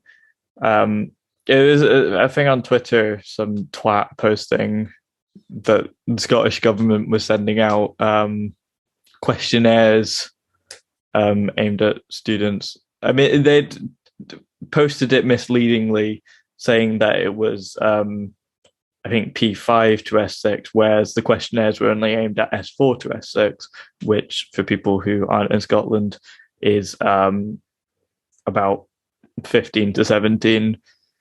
So people who could reasonably be having sex at that point. Mm-hmm. about whether they've ever had sex, whether they use contraception when they have had sex, um, whether in the last year or ever, um, that sort of thing. And this sort of thing where, for some reason, at that age, I mean, kids know about sex at that age, whether or not you teach them or not. It's about learning in a healthy way. Yeah. That means that you stay safe. Mm. But that it's sort of treated. Don't fart. At least I can't smell it.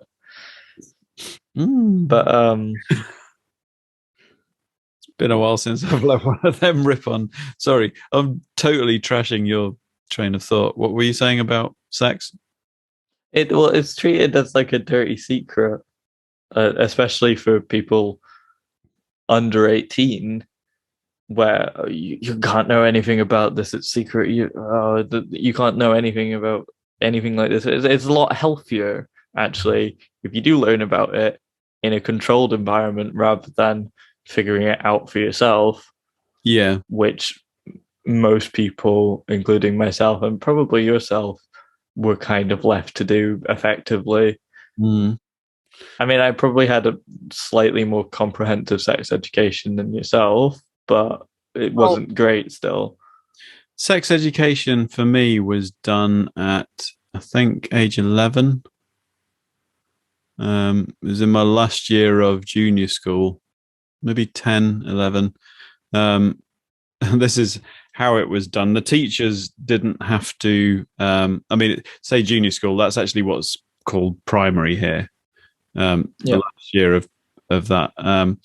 But they had a specialist come in with a projector and showed a film, like a projected film, of, I suppose, like what you might think of like a sort of one of those kind of see-through cross-section kind of animated mock-ups of what happens. An animated kind of representation of the biological side of it, but there was no relation education. It was all the biology. That's the thing. And especially at that age, you're learning it from a purely biological perspective, where you're learning how the concept of sex even works. And that's the thing as well. I wonder if you were particularly interested in biology at a young age, whether, I mean, I guess I was, but I can't specifically remember. I was more interested in dinosaurs than sex. But if you were particularly interested in aspects to do with that at that age, how much people would shield you from that, just as a general concept in biology rather than in relation to humans?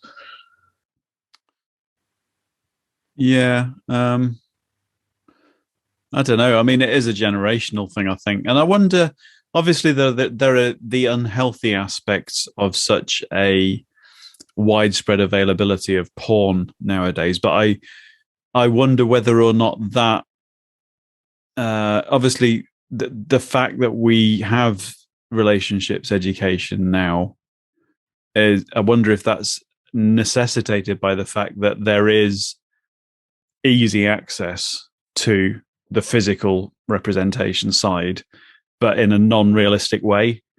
So it's almost as though porn has to be in sex education. That existed when you were a kid. I mean, it might have been distributed through different means, and it wouldn't have been as easy to just search it up. But people saw that stuff and knew about that stuff, presumably, in unhealthy ways still. And also just the way that their parents' relationships wouldn't have been the healthiest relating to consent necessarily.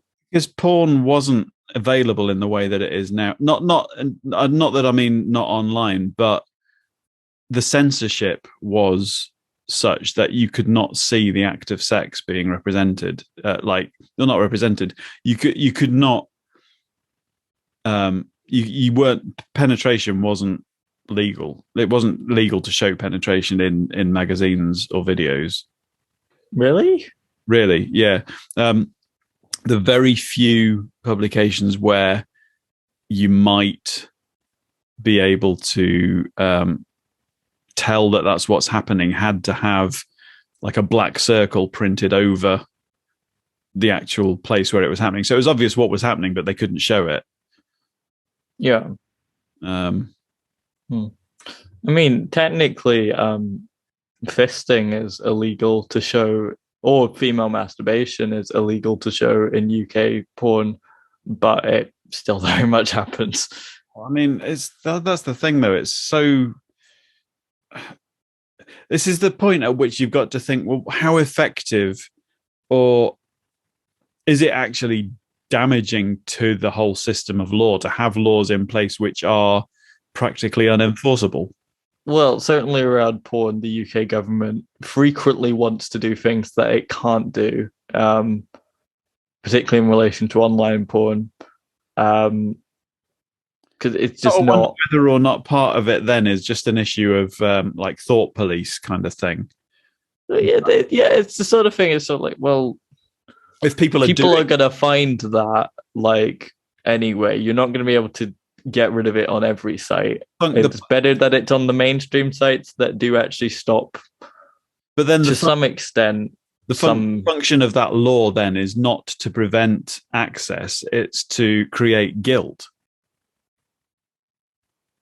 I mean, the main thing that actually stopped porn sites from uploading more extreme content, such as Pornhub, which is the main one, is also OnlyFans has had to remove all of its adult content because credit card companies or things like PayPal don't want to be essentially used in the the committing of a crime, essentially. And so they threatened to pull out, which is the main thing that's sort of stopped. Sorry, you just said that at the wrong time. I'm just taking a mouthful. I had to swallow rather quickly. Wow. So mature in your old age. I don't have to pretend not to be now. Hang on. No, that doesn't make sense, does it? Oh, who cares?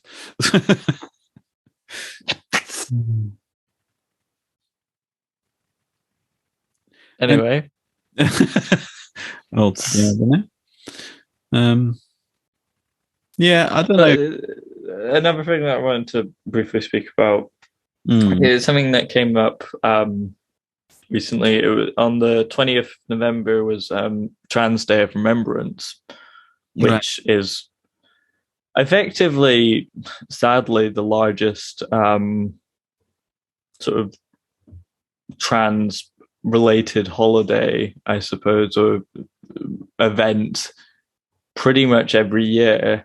And it's related to remembering people who have either been murdered or taken their own life, basically lost their life due to violence against trans people in some way. Yeah. I mean, it's complex and quite often intersects with racism that exists there as well. And it's mainly victims in Central America and South America. But it's a sort of thing where there was this statistic going about, I don't know if you would have heard it or whether it would really passed your radar, that the life expectancy of a Black trans woman in the United States was 35. Right. I might have actually said that to you at some point. I don't remember. But I mean, the fact is, finding a life expectancy for things like that is quite difficult. There's not really a lot of information to go on. The actual statistic was from which various versions have span out from is that the average age of a Black trans woman murdered in the United States was 35. Yeah. However, it's the case where most murder victims are in their 30s. It's just kind of a case of that's the average age. Yeah. Well, the average murder victim is in their 30s, not necessarily most. Yeah. it's just kind of a thing to do with statistics, really. But it is a sort of idea that sort of permeated not just among trans people, but in the queer people in general, where this idea of like not having as much time, like not, I mean, it was a thing that I joked about quite often before, not making it beyond 40, because the way my life was even a year ago, I did not, or a couple of years ago, I did not see myself living sustainably that way, where my mental health was so poor because I felt that I had to be in the closet. Yeah. Well, I hope that's changed for the better over the last couple of years. It has definitely. By coming out, there's been a marked improvement in my mental health, even if it isn't perfect. I wouldn't feel like I'm going to die.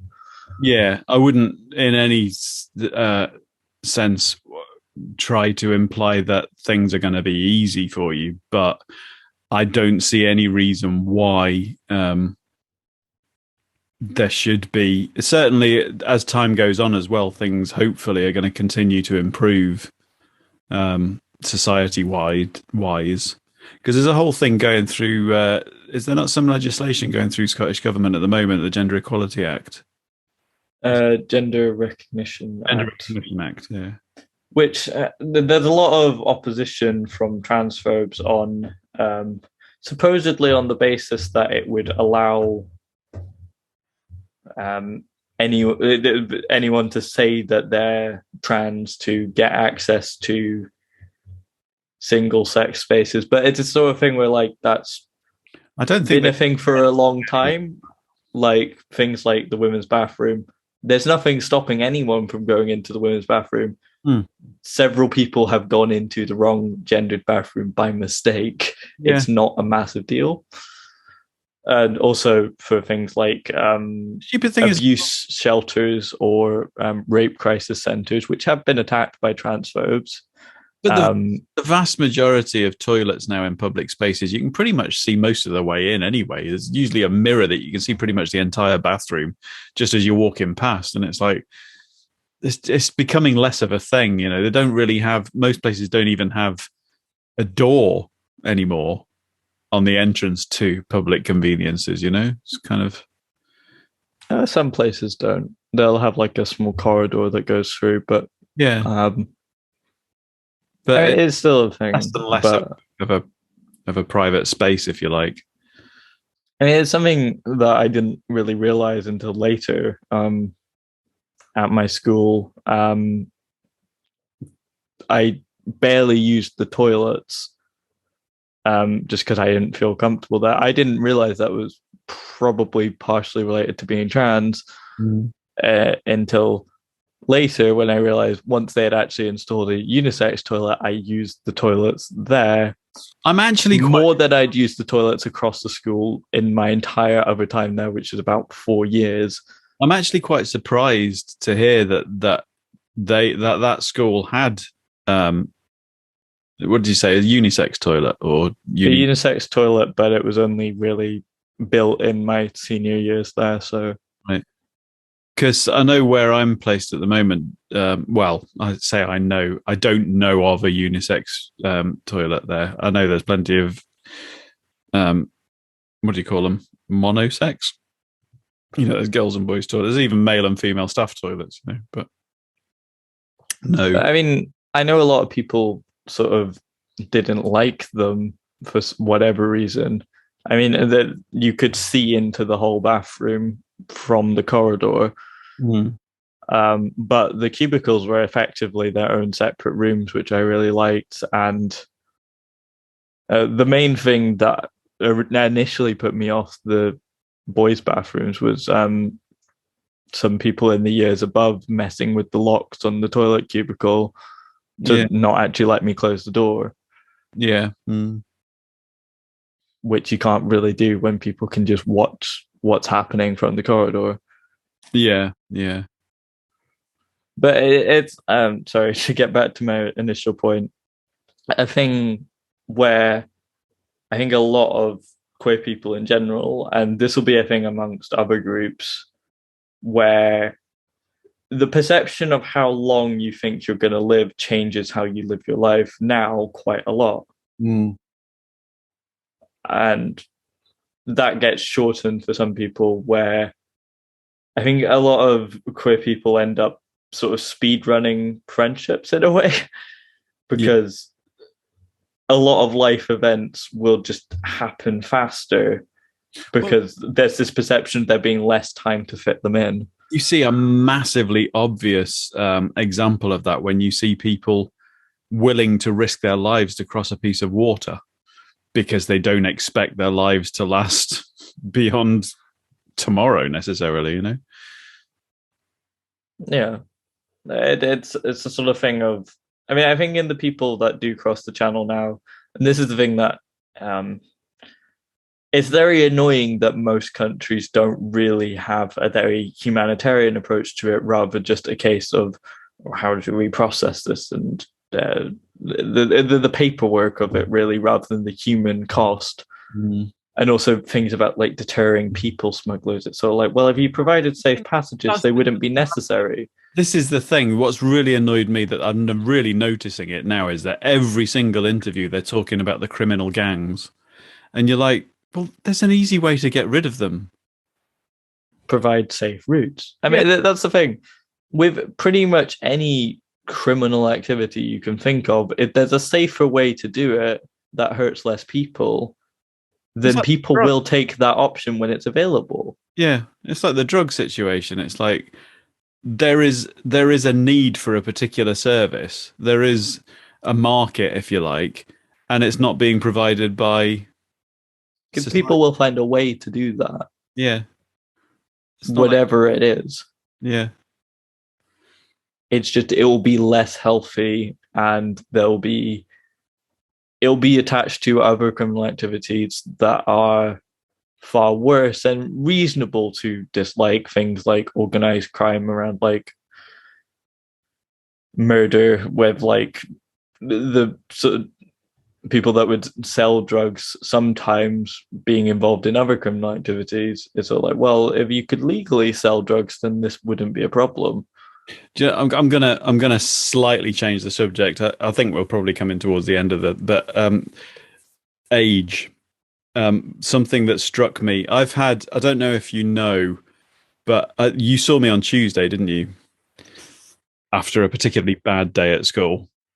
Yeah. I don't know if you know, I took a mental health day the next day. I didn't sleep at all Tuesday night. I got about 2 hours sleep. I say I didn't sleep at all. I got about 2 hours sleep. It was obvious to me that it wasn't safe for me to drive the next morning. And I had a bit of a breakdown on Wednesday. I was pretty much in tears half of the day. But I bounced back. Thursday was actually a really good day.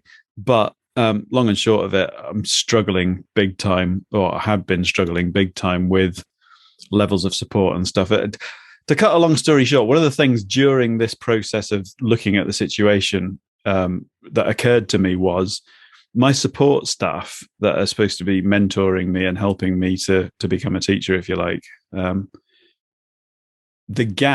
The age gap between them and their pupils, and well, actually the age gap between them and me is more than 3 times the age gap between them and the pupils that they teach. Because like they're in their early 20s. Yeah. Like, and that, you know, that is weird to me that they, you know, they're in their 3rd year of teaching in a secondary school and they are 3 times nearer to the age of, and it's weird. It's like age, in some ways you get wisdom and experience, life experience, if you like. And there's the whole thing that, you know, obviously I've lived so much longer, and I've also brought up teenage kids. Well, you weren't teenagers all the time, but you know what I mean? All of that is kind of irrelevant when it comes to actually being in the classroom, especially when you consider that when I was at school, the slipper was still allowed, you know, and the stuff that I'm teaching is not only from a different country, but an entirely different curriculum. You know, it's everything that I teach now is completely alien to me. If you just look at what I learned when I did music O level, it was all theoretical. There was no practical. It was all just learning about theory and dead composers. That was what music was as an exam.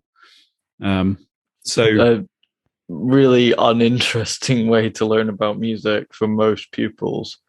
yeah, I mean, it kind of it perpetuated that situation now. Which, see, one of the things I find difficult is that most of the kids I'm teaching, see, when I went into senior school, I was pretty much grade 7, grade 8 on 2 instruments. And the only reason, it's not because we had money. The only reason is because my mum was a music teacher and she taught me. But now, the only way to be that advanced musically is to pay for it, is to have parents who can afford to pay for it. So it is in the hands of the elite now, even to the point where, you know, the top London orchestras, the professional orchestras, they don't pay enough for people to live on. I know people that are in them, and they really struggle with mental health and everything because they just cannot afford to live. So the only way that you can be in that world now, that elite musical world, is by having enough money to support yourself to do it for the fun. You know, you can't get into it from where most people are. Whereas orchestras in, say, Berlin or Vienna would pay a decent wage to. How did we get from age difference into into orchestra wages? Well, I mean, it's sort of talking about the way that you view your life in general and your progress. Yeah. Into a career, if that isn't even a relevant term anymore. Mm. Anyway, I suppose we should be winding up soon, shouldn't we? I think Mum wants to talk to you. I mean, not specifically. It's just because she hasn't seen you for ages. So. Yeah. I mean, we could go on and talk about the distinctions between the Bronze Age and the Iron Age and all that, but I doubt you'd have much to really go on there. It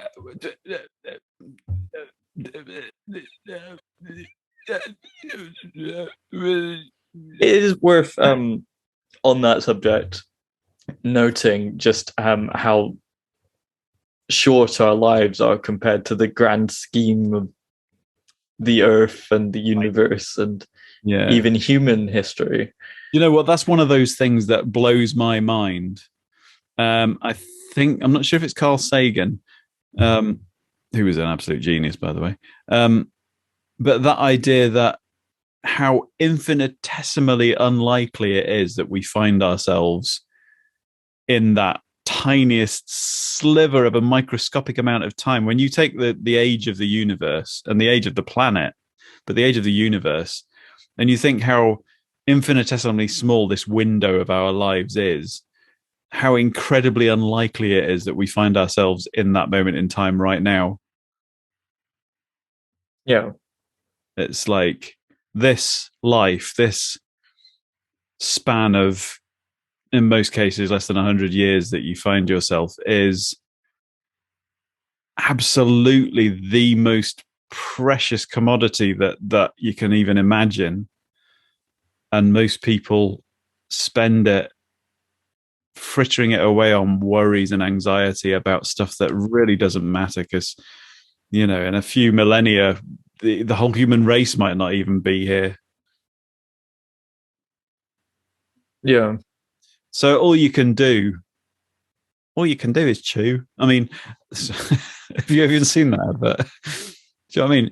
It's like, just stop worrying and enjoy life, because it's something that you appreciate when you study the history of evolution and the sort of geological time you're talking about in terms of that, where most of the time even biologists look at is about from 500 million years ago to now, Yeah. whereas the Earth's been around for about 4.5 billion years, 4.6 billion years. Most of the time that even talking about a very large time span biologists would look at is not even the history of Earth, and that's not considering the history of the entire universe. Yeah, it's just mind-boggling. It's just you've got to get some kind of perspective, and maybe that's what begins to happen as you get older, that your perspective has changed so much to the point that, I mean, they do call old age second childhood, don't they? Yeah, in some Uh, ways. I think it's now, freedom really at a certain age where you're not having to work ideally. And so you can go travel, you can go explore your interests in a way that a lot of people don't during their career. Or, I mean, it's the thing. This idea of life is kind of dying out even if in terms of. even if you can't afford those luxuries that to a lot of people, I think as long as you are able to eat and live and be relatively comfortable, you come to a point where you just learn to live within your means and accept the way things are, because you know, if you know that you've only got a few years left in you, what's the point in fighting anymore? And this is why I suppose revolutions and protests and that are very often peopled by younger people, because they have so much more left to fight for in their lives, if you like. I know you get older people now present at things like Extinction Rebellion protests and stuff like that, and that's admirable. But the majority of the protesters are younger. Oh, that is something that I did want to mention um, on this topic in a couple of ways. The Home Office. So two things on the subject of the laws against migrants coming across the channel and things like that. The Home Office has new powers to basically strip citizenship from people in the UK without notifying them. They already had some powers to do this, but now it's getting even more extreme.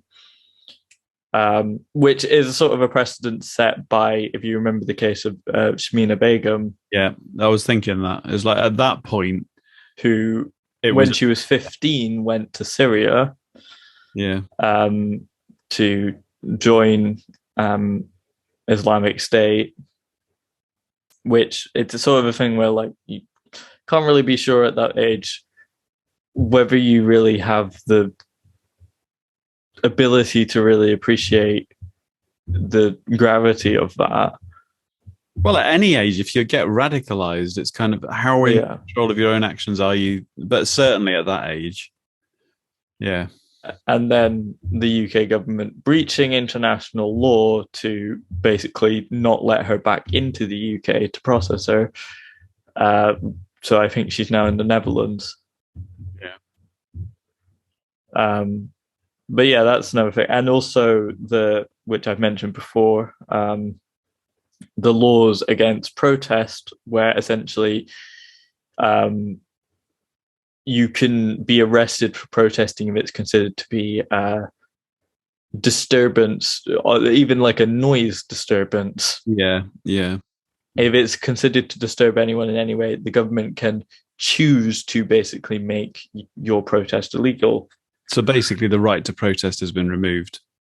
Effectively, yeah. As long as the government does not want you to protest, which in the case of things like Isolate Britain or Extinction Rebellion, you do not have the right to protest in the UK anymore. It feels kind of insane, but it's sort of a thing where in the UK, if you have a parliamentary majority that's significant enough, which Tories currently do, because there's no constitution effectively, there's like 4 documents that are roughly a constitution, but they can be changed very easily. There's nothing to stop things like this from happening very quickly. But you see, that immediately makes me begin to think, like it's almost like society turning back in on itself in terms of a lot of people disagree with the lengths to which Isolate Britain go to, and I know Extinction Rebellion have actually distanced themselves from Isolate Britain, but that amount of um, inconvenience that they impose upon people by doing what they do almost gives the government justification to crack down. And you think to yourself, well, at some point you think like, well, is somebody actually infiltrating these organizations and taking more extreme acts to give the government justification to crack down? It seems unlikely, but you should have the right to protest in any way that does not cause a danger to life, really. Yeah, but that's the thing, isn't it? People see that sort of obstructing ambulances on their way to hospital is causing a danger to life. I mean, it's sort of a thing where, um, if it could be done in such a way that you wouldn't be doing that, where ambulances could use other roads. But I guess the idea is to block the busiest roads to prevent as much traffic from going through. Yeah, I mean, it is. I suppose it's a controversially really close to a line of, but yeah, that's a whole different discussion, really, isn't it? But yeah, I know what you mean. But you can't really say, well, you remove the right to protest on that basis, basically. No. Where the government sees fit, because they'll apply that differently to different protests. Yeah, absolutely. As we've seen with the anti-lockdown protests and the BLM protests, the anti-racist protests got a lot more attention from the government than the anti-lockdown protests, really. Yeah. It was only when they became very significant that they even got really any sanctions. Mm. But you have this, it's a case where the government is simultaneously making these calls about freedom of speech being eroded in universities, while at the very same time stopping people who are often students from voicing their opinion in any meaningful way. That's the freedom of speech of somebody different, though. Yeah, I mean, it's sort of like the freedom of speech of the people who shout about this on national news is not actually threatened, really, in this case, because they have a platform. People should be. Whereas if you're just protesting, people should be free to say what they want in a university, but not in wider society where they're actually causing problems for normal people. Well, the thing is, it's when the cases of someone saying that they didn't have freedom of speech in university. I mean, the most recent one I can think of is Kathleen Stock, who stepped down from her position after some students and staff members started a campaign for her to resign. Mm. Her criticism being that she'd created like a transphobic environment for students, which is not a safe way to learn or a very free way to learn, where you're afraid that your own lecturers do not see you as equal to your peers. Mm. There's that kind of thing about the snowflake situation, is it? Actually, it's the other way around, that, you know, it's all very well to claim that your freedom to say whatever is being eroded and that you're going to get cancelled if you say the wrong thing. But at the end of the day, you've got to take responsibility for what you say and what you do. You can say, nobody's saying you can't say whatever you like. There's still freedom of speech, but you can't abdicate responsibility that if you say something that upsets people, they're not going to be pissed off and say so. Well, it's a figure, so like it's freedom of speech, not freedom from consequences. People can respond using their own freedom of speech however they want to that. Yeah. Which is fair, and they don't have to like you for you to be able to say whatever you want. If I say something fucking stupid, I expect people to criticize me for it. You know, yeah, it's fairly simple. But anyway. There is a point where saying certain things becomes a danger to other people, arguably, where if you were inciting violence towards a certain group, that's actually typically has what? That's a crime, though. If you're in theory, it's very rarely applied in most situations. Yeah. Because most people are careful enough to be vague towards certain groups rather than give specific threats. Yeah. Anyway, I think we should be winding up. Yes. Okay. But yeah, I think we've covered the subject of age for the most part. Yeah, along with lots of other things, but such is the way of breaking bollocks. So, Yeah. are you going to do the thing? Sure. Anyway, I have been Fireball. And I have been the Orbiter. That's weird that at some point I am going to say I have been the Orbiter for the last time. That's depressing. And this has been episode 80 something of Breaking Bollocks Age. Bye. Bye.